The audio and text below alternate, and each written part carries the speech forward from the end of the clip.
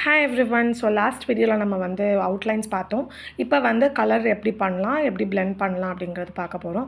So அதுக்கான என்னென்ன colours use பண்ணணும் அப்படின்னா lemon yellow, orange and blue.